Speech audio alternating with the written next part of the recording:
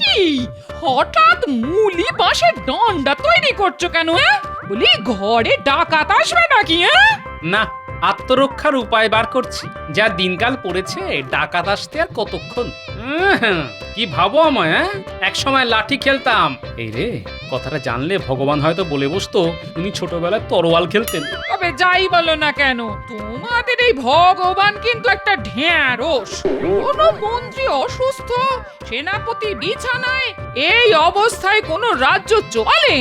দাদু দাদু, আমাদের পুরনো মন্ত্রী কথা বলতে শুরু করেছে, সবাই দেখতে গেছে। তা তুমি যাবে না?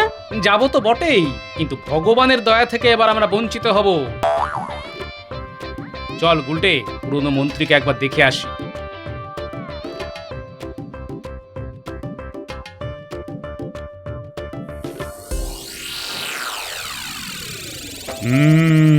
এর চাইতে ভালো খবর আর কি হতে পারে মন্ত্রী?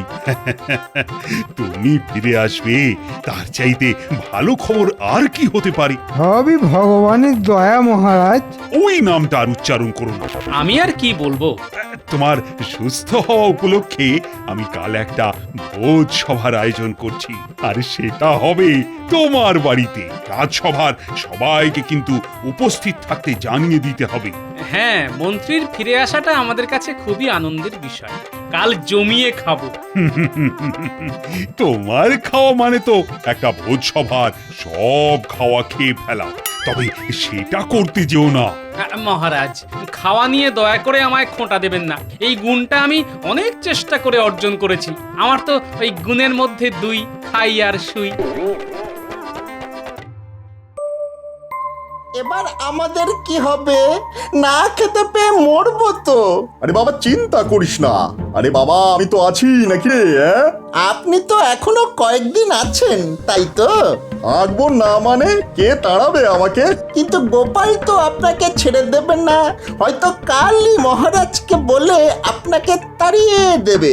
তখন যা যা, গোপালের কত এলেম তা জানা আছে আমার। গোপাল যদি মহারাজকে ফুসলায়, তবে গোপালকে আমি দেখে নেব। এই শোনো, তোমার এই বড় বড় বাকি না আমি বিয়ের পর থেকেই শুনে আসছি। এতদিন মন্ত্রিত্ব করেও আমায় একটা সীতাহার দিতে পারলে না। আগেই বলেছিলাম গুছিয়ে নাও, গুছিয়ে নাও। এবার বেকার স্বামী নিয়ে আমি বাপের বাড়িতে মুখ দেখাবো কি করে? তার আর কি, এবার আমার বাপের ওপর বসে খাবে, লজ্জাও করে না। লজ্জা আমি পাবো কেন? তোমার বাবা যেভাবে আমার পেছনে পড়ে রইলো, তা দেখে আমার কষ্ট হলো। সত্যি তো, আমি বিয়ে না করলে মেয়েটার তো আর বিয়েই হবে না। এই এই মিথ্যে কথা বলো না, জিভে পোকা পড়বে। আমার বাবাকে কে কে বলেছিল বাড়িতে সোনা মোহরের ছড়াছড়ি, আপনার মেয়ের কোনো কষ্ট হবে না। সেরকমই ছিল। বিয়ের পর সব বুদ্ধি ঘেঁটে গেছে। তবে মন্ত্রী থাকি বা না থাকি, তোমায় সোনার বাজু আমি গড়িয়ে দেবই। কোথা থেকে শুনি? তুমি কি জাদু জানো নাকি? রাজবাড়ি লুট করবো। সেনাপতি এখন নেই, এটাই সুযোগ। এতেও তোমার শিক্ষা হয়নি। এবার কি শুলে চড়ার শখ হয়েছে? শুলের ভয় আমায় দেখিও না। ছোটবেলায় কত শুলে চড়েছি জানো?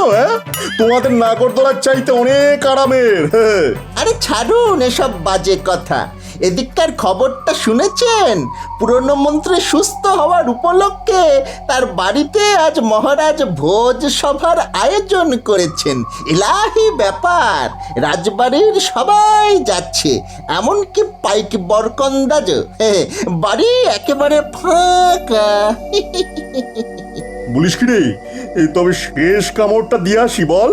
পুরো বাড়ি একেবারে ফাঁকা করে দেব, তারপরে জঙ্গলে পগার পার। কি বলিস? হ্যাঁ গো, রানীর ঘর থেকে আমার জন্য হীরের গোটা দশেক মালা নিয়ে এসো তো।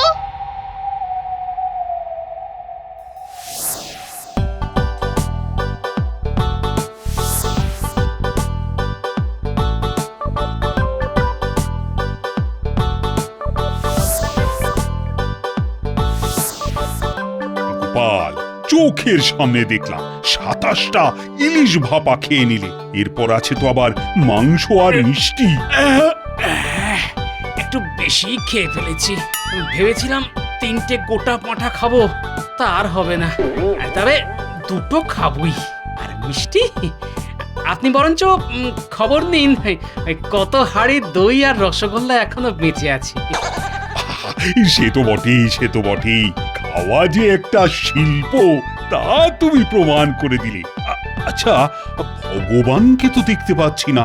মহারাজ, ভগবানকে কি দেখা যায়? তিনি কোথাও একটা আছেন। না না, ভগবানকে তো আমি এখনো তাড়াইনি। মানে তাড়াবো কিনা সেটাই এখনো ঠিক করে উঠতে পারছি না। তাড়াবেন কেন? এমন বুদ্ধিমান লোককে কি কেউ তাড়ায়? তাহলে কোথায় রাখবো ওকে? কেন, আপনার পাশে, কিন্তু পা, হাত আর মুখটা বেঁধে রাখতে। বাবা বাবা বাবা, চমৎকার হবে। কিন্তু ভগবান এলো না কেন বলো তো? দেখুন ওর শাগরেদদের নিয়ে কোনো চক্রান্ত করছে কিনা। সেটাই তো চিন্তার। তবে ওকে চোখে চোখে রাখা কিন্তু খুব দরকার। এই সর্বনাশ, আমার তো পেয়ে গেছে। হ্যাঁ, পেয়ে গেছে? তখন থেকে বলছি এত কেউ না, কেউ না। এবার কি হবে? রাজবাড়িতেই যেতে হবে। আমার বাড়ি অনেকটাই দূর। তাড়াতাড়ি মহারাজ, নইলে আমার একেবারে কাপড়ে চোপড়ে হয়ে যাবে। না, তোমাকে নিয়ে আর পারা গেল না।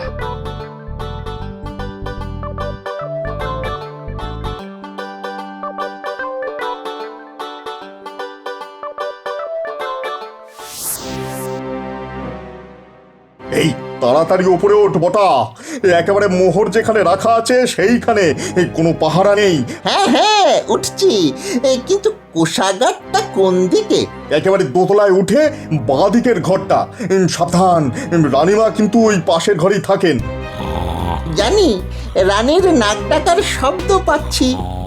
শোন, আমার বউয়ের জন্য খান দশেক হীরের মালা নিয়ে আসিস, বুঝলি? নইলে আমার একেবারে চুল ছিঁড়বে।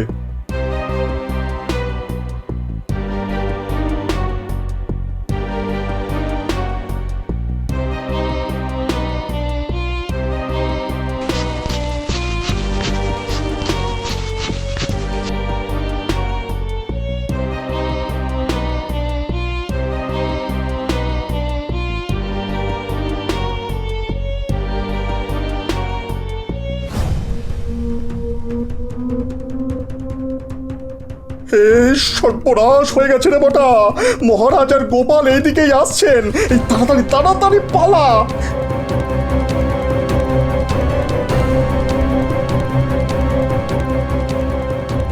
আমরা ঠিক পালিয়ে যাব, আপনি আগে পালান। কি করে পালাবো রে? এই চারিদিকে তো দেওয়াল। দেওয়াল টপকেই পালাতে হবে, আর কোনো রাস্তা নেই। আরে দেওয়ালে চড়বো কি করে? যেভাবেই হোক পারতে হবে, নইলে শুলে চড়তে হবে। হ্যাঁ,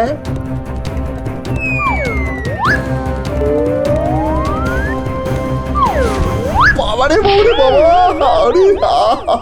আরে কে আছো? আমার তোলো। উড়ি বাড়ি, মাজাটা গেল রে, মাজাটা গেল। পা দুটো বোধহয় ভেঙেছে। আরে ভগবান, আরে তুমি পড়ে গেলে কিভাবে? দেখি দেখি, হাত পা ভাঙলো কি না? স্মৃতির টানে পাঁচিলে উঠেছিলাম রাজবাড়িটা শেষবারের মতো দেখবো বলে, তার হলো না। বিধাতা আমার কোমর ভেঙে এখানেই থাকতে বললো। ওরে বাবারে বাবারে বাবা। এই কে আছিস? আরে ভগবানকে কাঁধে করে ঘরে নিয়ে যা। বিষয়টা খুবই বিস্ময়কর, তাই না মহারাজ? তোমার তো সব ব্যাপারই সন্দেহ। একটা লোকের কোমর ভেঙে গেছে আর তুমি তাকে সন্দেহ করছো? মহারাজ, গোপাল বিপদের গন্ধ অনেক দূর থেকে পায়। জোর বাঁচা বেঁচে গেছি রে ঘটা। মহারাজার হাতে ধরা পড়ে গেলে কি হতো বলতো? কি আবার হতো? শুলে চড়তে হতো। কিন্তু ভগবানের কি হলো বলতো? এখন ভগবানের কথা বাদ দে তো, আমাদের কথা ভাবি চল। হ্যাঁ, শুনেছি এই জঙ্গলে নাকি ডাকাতের দল থাকে। তারা নাকি ওই ঠিক মানুষ নয়, রাক্ষস।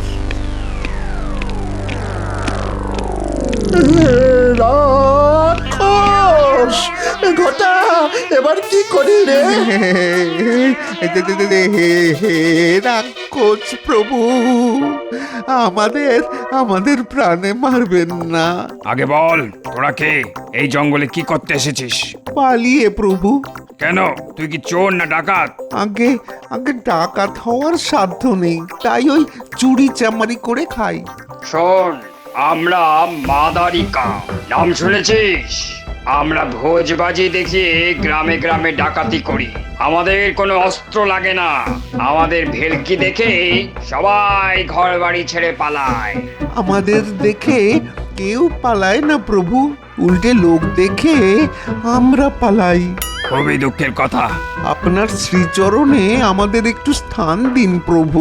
দেখ, আমাদের পথ বড় কঠিন পথ, কিন্তু একটা কাজ তোদের দিয়ে হবে। নগরের সব খবর তো তোদের কাছে আসে, আমাদের সেই খবর দিতে পারবি তো? তোরা শুধু আমাকে ঠিকঠাক খবর দিবি, বুঝলি? আজ্ঞে প্রভু, তবে একটা খবর এক্ষুনি দিতে পারি। নগরের সবচাইতে বড় বণিক সোমদত্ত এখন বাড়িতে নেই।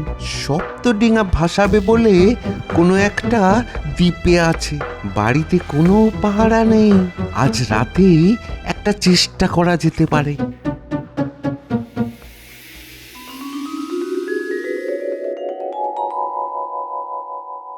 মহারাজ, আজ কতদিন পর রাজসভায় আসতে পেরে কি যে আনন্দ হচ্ছে তা কি করে বোঝাবো। এত সুসংবাদের মধ্যেও একটা দুঃসংবাদ আছে। কাল সোমদত্তের বাড়িতে একটা অদ্ভুত ডাকাতি হয়েছে মহারাজ। হ্যাঁ, সোমদত্তের বাড়িতে ডাকাতি হয়েছে? অদ্ভুত ডাকাতি। যারা ডাকাতি করতে এসেছিল তারা নাকি একতলা বাড়ির মতো লম্বা, তাদের মুখ দিয়ে নাকি আগুন বার হচ্ছিল। যারা দেখেছে তারা বলছে ওরা নাকি রাক্ষস, জঙ্গলে থাকে, ওরা নাকি মানুষ চিবিয়ে খায়। আমিও ওদের কথা শুনেছি। ওদের আটকানো খুব শক্ত। এখন কি যে করি? তবে একটা যজ্ঞ করলে মনে হয় রাক্ষসরা আর ভয়ে আসবে না। ঠিক কথা বলেছে আমাদের মন্ত্রী মশাই। বড় করে একটা যজ্ঞ করতে হবে। মন্ত্র শক্তিকে ওরা খুব ভয় পায়। মন্ত্রটা আমি জানি, ওং রিং রাক্ষসায় নমঃ।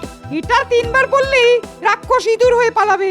মহারাজ, রাক্ষসরা সোনা দানা হিরে মণি মাণিক্য নিয়ে কি করবে? নিশ্চয়ই বাজারে আলু পটল কিনতে যাবে না। আর ওরা যদি মানুষকেই চিবিয়ে খায় তবে মোহর দিয়ে কি হবে ওদের? আর পণ্ডিত, কোন পুঁথিতেই মন্ত্র পেয়েছো তুমি বলো তো? কেন? রাক্ষস পুরাণ। গোপাল, তোমার এত জেনে কি কাজ বলো তো? আহ গোপাল, এই ব্যাপারটা আমাদের সামলাতে দাও না। কতদিন সমস্যার সমাধান করতে পারিনি। দেখুন রাক্ষস ধরতে পারেন কিনা, তবে দেখবেন আপনাকেই না ওরা চিবিয়ে খেয়ে ফেলে। আচ্ছা, আপনি বিশ্বাস করেন যে সোমদত্তের বাড়িতে রাক্ষসরা হানা দিয়েছে? বিজ্ঞান রাক্ষস খক্ষস বলে কারো অস্তিত্ব স্বীকার করে না।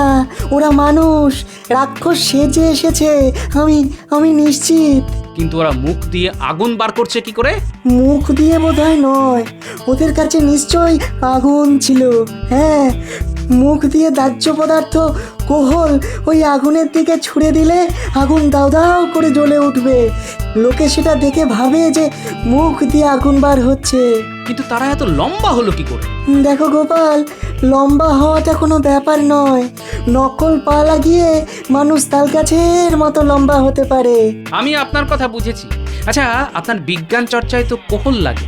রাজবৈদ্য যাকে সুরাসার বলে, সেই কোহল আপনি যতটা পারেন জোগাড় করে রাখুন, খুব শিগগিরই কাজে লাগবে।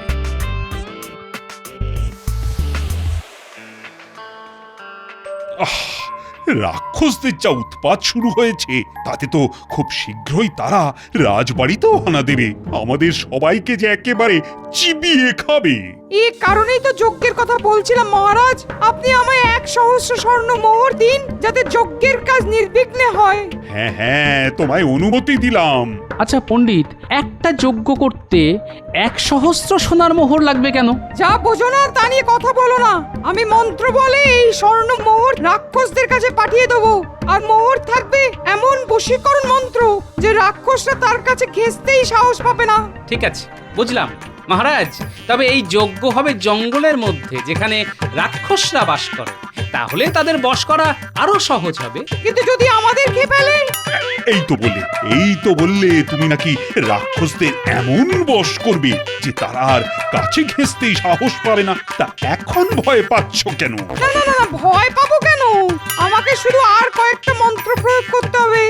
আগে তো সোনার মোহর হাতিয়ে নি, তারপর রাক্ষস খেলে খাবে।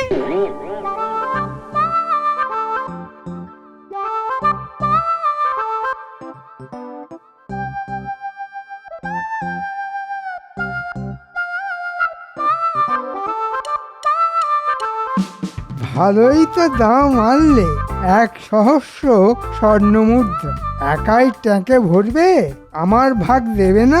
তা কখনো হয়? হ্যাঁ, কিন্তু গোপাল যে সব ভেস্তে দিল, জঙ্গলে কেন যোগ্য হবে বলো তো? আরে রাক্ষস টাক্ষস কিছুই নয়, এরা ডাকাত। ভগবানের সাগরেদ বটা ঘটা ভগবানকে না পেয়ে আমার কাছে এসেছিল, সব বলেছে। ওদের বলে মাদারিকা, ভোজবাজিতে ওরা ওস্তাদ। নবাবের সেনারা ঘোড়ায় করে ওদের ধরতে পারে না, লম্বা পায়ের এত জোর।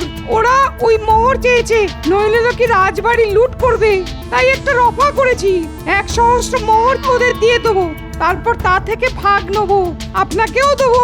বাহ বাহ, চমৎকার ব্যবস্থা করেছে। যাই করো বাপু, আমার ভাগটা কিন্তু চাই।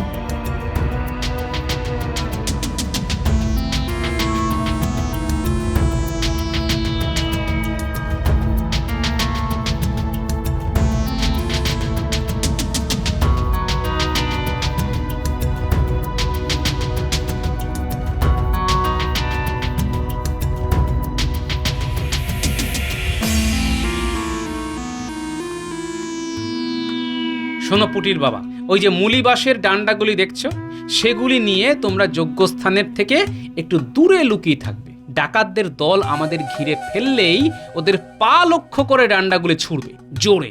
ওরা উল্টে পড়লেই পটাপট ওদের মাটিতে চেপে ধরতে হবে। আমাকে কি করতে হবে গোপাল? ধুতির খোঁটায় কোহলের শিশি লুকিয়ে রাখতে হবে। ডাকাতরা আসলেই মুখে কোহল নিয়ে আগুনের চেলা কাঠে কোহল ছুঁড়ে দিতে হবে। পারবে তো? আরে পারবো না মানে? রাক্ষস বা ডাকাত যেই হোক না কেন, আগুনকে ভয় পায় না এমন কেউ নেই। হ্যাঁ,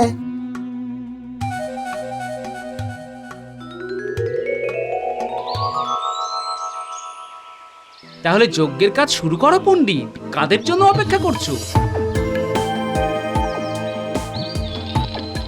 নজর রাখ গুলটে, লম্বা ডাকাতদের দেখতে পেলেই ডান্ডা ছুঁড়ে মারবি, টিপ করবি একেবারে পায়, দেখবি কি মজা হয়।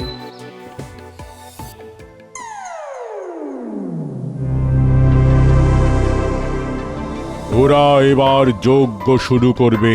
তোরা মুখ দিয়ে আগুন ছুঁড়তে ছুঁড়তে হারে রে রে করে তেড়ে যাবি। বটা আর ঘটা এই হট্টগোলের মধ্যে পণ্ডিতের কাছ থেকে সোনার মোহর নিয়ে আসবে, বুঝেছিস? ওং রিং রাক্ষসায় নমঃ, ওং রিং রাক্ষসায় নমঃ। এসে গেছে, এই বেলায় সোনার মোহরগুলি সরিয়ে ফেলি, বটা ঘটা এক্ষুনি এসে পড়বে।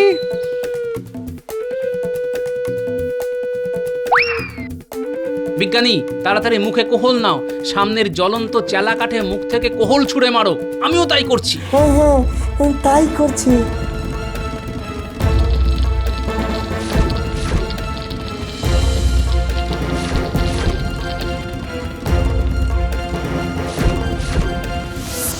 কি রে, আমাদের দিকে আগুন ছুটছে কে রে? জোরে মার গুলটে, একেবারে পায়ে টিপ করে।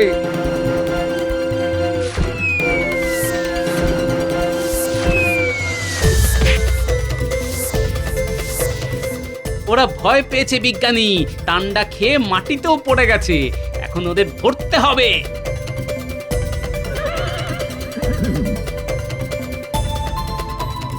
পণ্ডিতকে পাচ্ছি না। 1 সহস্র সোনার মোহর নিয়ে পালালো নাকি? বটা আর ঘটার সঙ্গে পণ্ডিতকে দেখছি ওই গাছের তলায় লুকিয়ে আছে। ওই পালের গোদাটাকে ধরে আনো। বেটা 1 সহস্র সোনার মোহর কোথায় রেখেছে তা তো দেখতে হবে।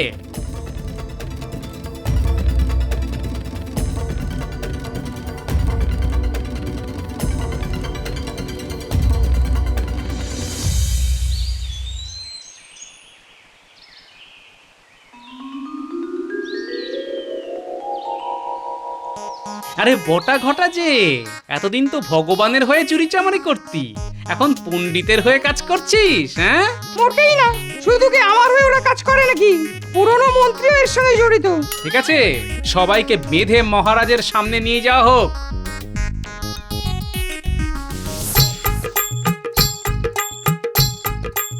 এই হলো ব্যাপার মহারাজ।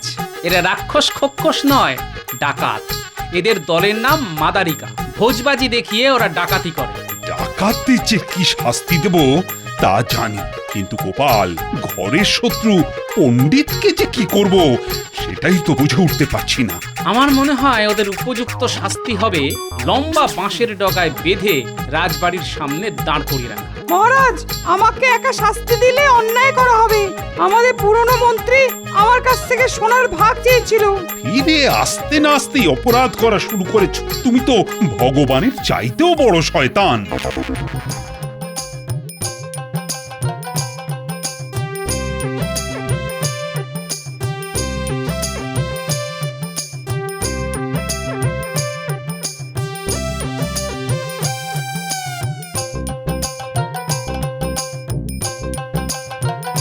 এত বাঁশ তুমি কাকে দিয়েবে?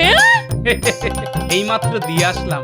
মহারাজ যা পুরস্কার দিয়েছে তা দিয়ে বাঁশই কিনে আনলাম। জানি না কখন কি কাজে লাগবে। ও, এই যে হেঁয়ালি করে কথা বলো, বুঝি না বাবা।